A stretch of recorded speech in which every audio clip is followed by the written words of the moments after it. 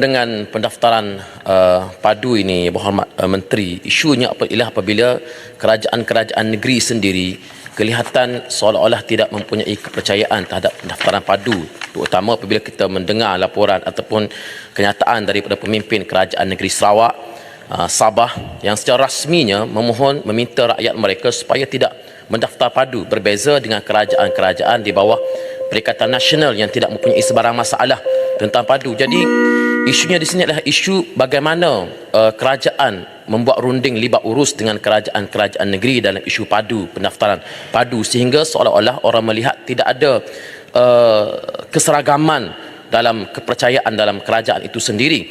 Dan Yang Berhormat Menteri juga beberapa hari lepas mengeluarkan kenyataan bahawa bukan Melayu di antara golongan yang paling tinggi yang tidak mendaftar padu.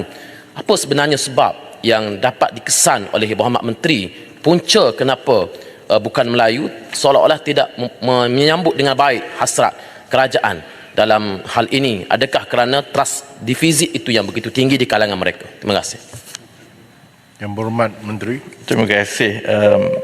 Kalau sebut tentang trust deficit bukan Melayu, saya dengan yakin boleh menyebut bahawa lebih 90% pengundi bukan Melayu ada keyakinan yang penuh dengan kerajaan perpaduan yang ada sekarang.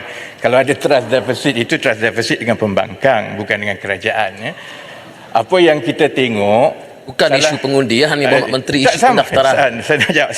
Sebab kita ditanya bukan tentang bercakap soal mengundi, ini bukan politik pilihan raya ni. Baik, bagilah saya jawab. Bila Pasimas cuba untuk mempolitikkan isu ini, maka bolehlah dijawab. Apa yang cuba disebut oleh Pasimas, seolah-olah pendaftaran dan kemaskini oleh bukan Melayu yang rendah itu melambangkan ada ketidakpercayaan kepada kerajaan. Itu pandangan Pasimas yang tak tepat.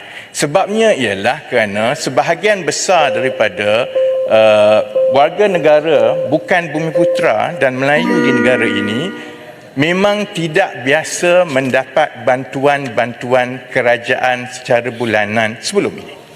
Sebab itu mereka tidak banyak yang berada di dalam sistem kerajaan. Mereka juga banyak yang merasakan mereka berada dalam golongan M40 ke atas. Maka mereka tidak layak apa-apa bantuan. Itu sebab dia, bukan sebab trust deficit. Sebab itu kita cuba meyakinkan kepada kumpulan penduduk bukan Melayu bahawa di kalangan mereka pun sebenarnya ada yang berisiko keciciran.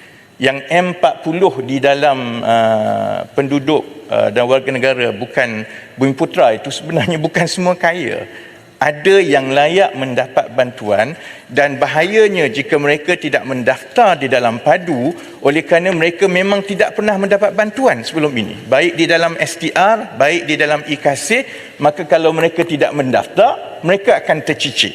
Dan saya ingat kita belum lagi melihat pecahan secara terperinci, tetapi sejak seminggu yang lepas memang ada peningkatan pendaftaran yang mendadak setiap hari. Sebab itu kita telah berjaya melepasi 8 juta pendaftaran setakat semalam.